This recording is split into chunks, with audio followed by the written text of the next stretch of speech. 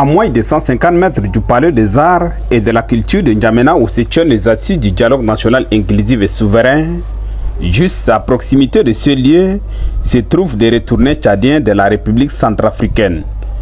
À cet effet, au vu aussi de tous, les autorités de la transition, citoyens lambda participant aux travaux du dialogue, passagers, tous regardent et observent la situation, donc ces sinistrés endurent, mais personne ne réagit en leur faveur. Faut-il les rappeler? Ces citoyens retournés de la RCA ne savent à quel sein se vouer.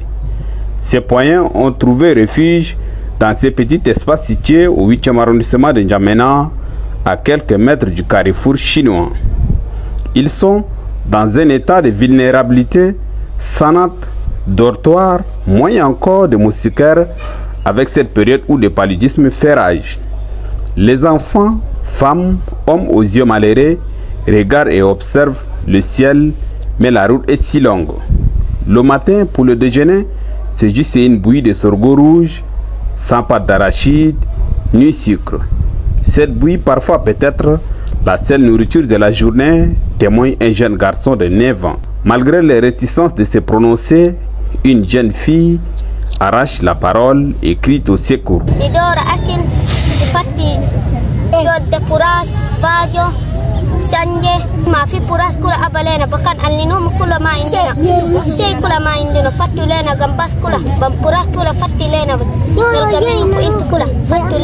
Un vieux père assis aux côtés de sa famille raconte son calvaire.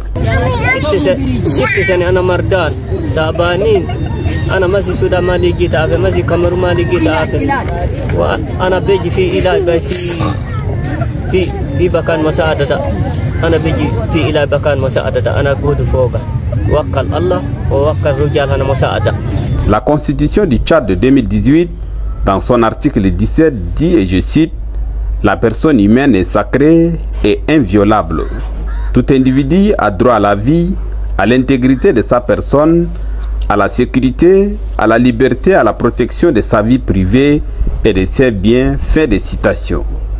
Enfin, ces Tchadiens vivent dans un calvaire accru, pour ne pas dire un enfer terrestre. Vivement que les plus hautes autorités, les personnes de bonne volonté, les ONG humanitaires volent à leur secours afin de les soulager de cette endurance.